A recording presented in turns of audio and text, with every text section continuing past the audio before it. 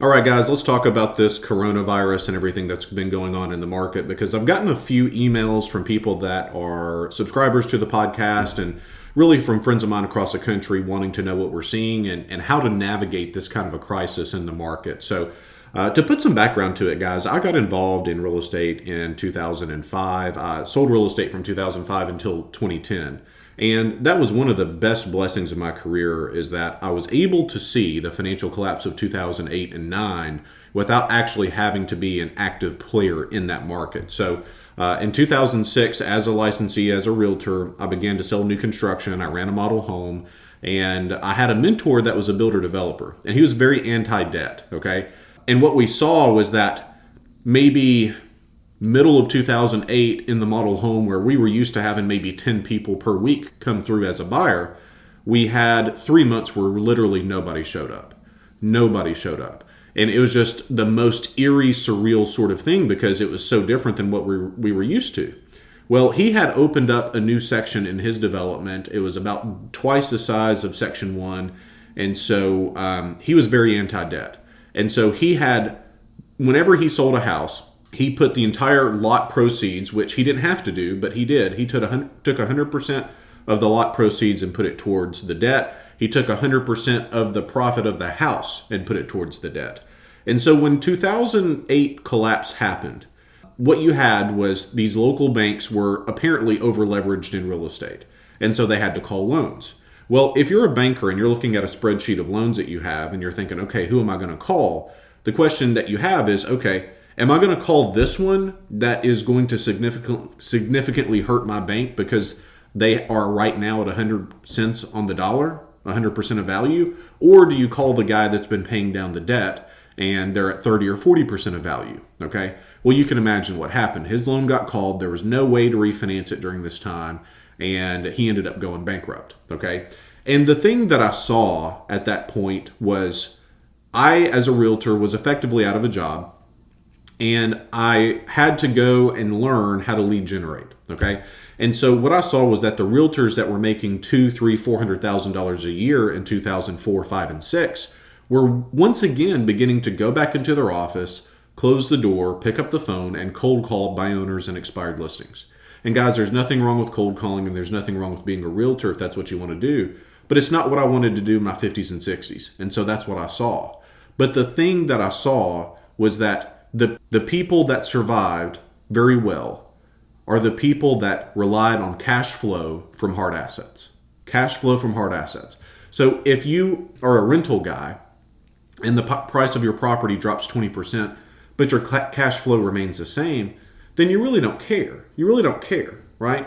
Because effectively, if your cash flow remains the same and you have a 20% drop in value, that's just a quote unquote paper loss. It's unrealized unless you actually went and sold the house. And their property came back, values came back. And so if you look at real estate on a 10-year curve, it almost doesn't matter what 10 years you pick. If you look at the graph on year 1 versus year 10, there's always an increase in price. If you look at you bought in 1998 and even took the graph to 2008, then you almost always, depending on the market, but you almost always see an increase in value. Okay?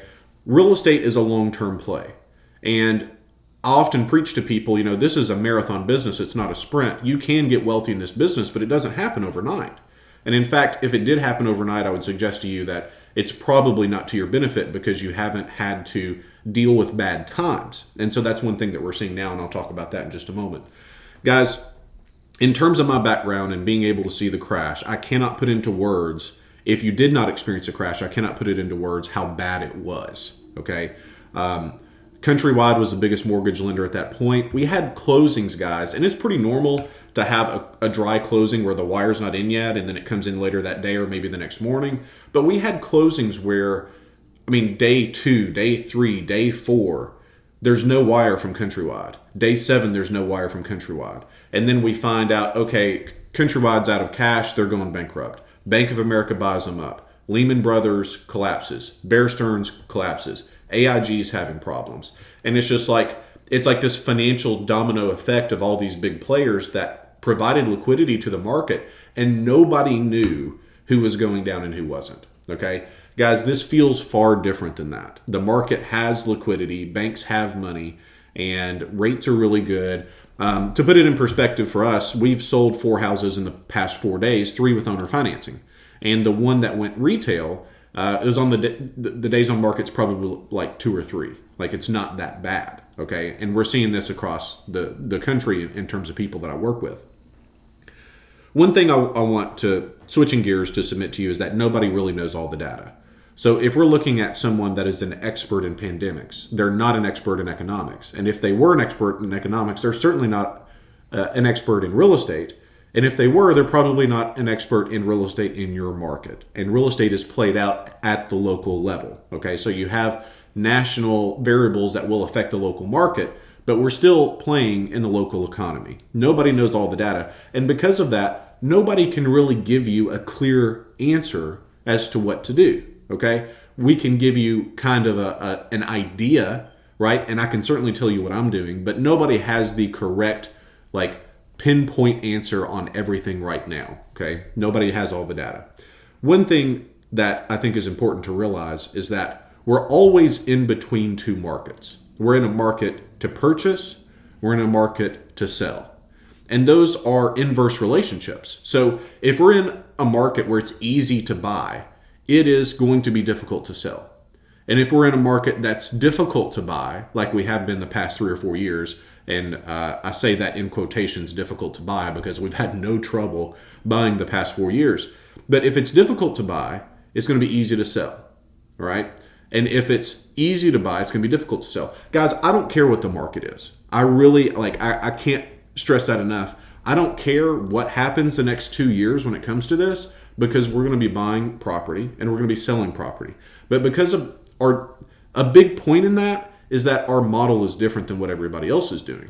So if I was like a wholesaler specifically, or if I was just rehabbing, or I was just doing new construction, I would be very, very nervous right now, because nobody knows what that retail market is going to do, and nobody knows what that wholesaling market is going to do in terms of, are there going to be people to buy these contracts to then go and try to go retail with it, right?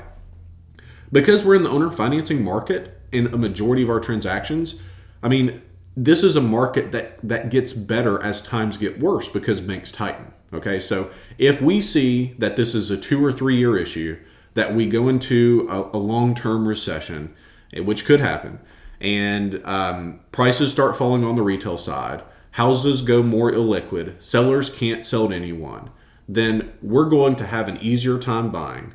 And we're also going to have an easier time selling with owner financing, because there's going to be more people that need that kind of a product. Okay. So guys, for us overall, it's going to be business as usual, because we're always in between 2 markets, a market to buy and a market to sell. And we really don't care. All we need to know, guys, is what direction we're going. I need to know if the light is going on or if the light's shutting off. Are we going uphill or downhill? That's all I need to know to run my business and really just adjust the dials to make the difference in our trajectory. That's really all we need to know. Guys, there was significant opportunity in 2009 to 2013. The market began to really recover nationally 2013, 2014. There was significant opportunity to 2009 to 2013. Like, I have friends of mine that set themselves up so well during that time that they have, at this point, generational wealth. Okay? Now's really not the time to pull back. There's going to be opportunity if you know how to navigate these kinds of markets. So in terms of our business, what we're doing, like I said, we've pended 4 in the past 4 days, and 3 were owner finance. And our note creation on that is pretty strong. You know, we've done well on those deals. We are not adjusting our marketing whatsoever. We are continuing to market just the way we were 60, 160, 360 days ago. Okay? Doesn't really matter to us. So a couple of things we are realizing is that, number one, lead flow is going down, but lead quality is going up. So it's possible, and it's too early to say because we don't have enough data, but it's possible that our efficiency on the buy side is actually going to go up during this time. So what I mean by that is we're able to, per marketing dollar, buy more property while talking to less people. Okay, that could happen. Again, too early to say. On the sell side, owner financing, it is humming along just like usual. I mean, I've seen literally no difference in our lead quality or our lead flow. when it comes to owner finance buyers. Okay. We've actually, apparently just this morning, we had someone reach out to us that is a drummer for a big star country music band, which that's kind of fun. So maybe we'll get to do something with that one. But so the overall idea here is now is the time. Now is the time. So if you have not listened to anything that I've said during this podcast, or maybe during the entire existence of this podcast, please listen to me here. I implore you, now is not the time to pull back. Now is the time to march forward. Guys, we have a significant opportunity in what we do. Number one, the iBuyers are gone. Okay, Zillow, gone. Opendoor, gone. OfferPad, Redfin, none of those players are operating right now. And you think about what that means. I've often been a critic of that business model. They continually lose money. Their stated goal is to make 4% net after all expenses, and they're putting all this cash to work. I have a strong inclination to say that their funding is dried up. And you think about that, those guys were really being funded by Wall Street, and Wall Street went from looking at a long-term plan to a very short-term plan. And so if that's the case, then I'm sure that their money is dried up, they don't have funding.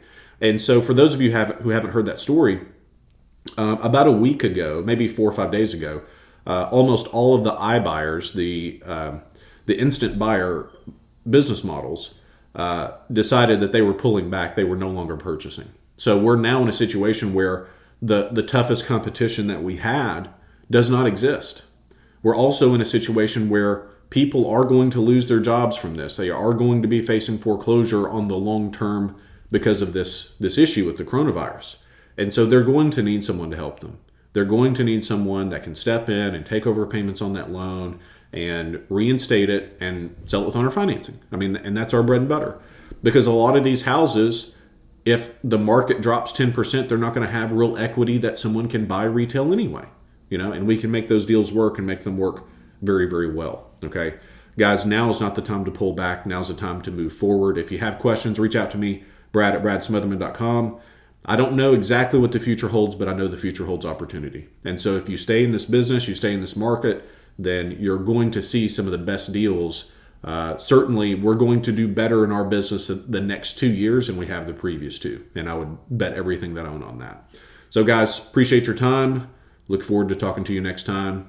And we'll talk to you then. Happy investing.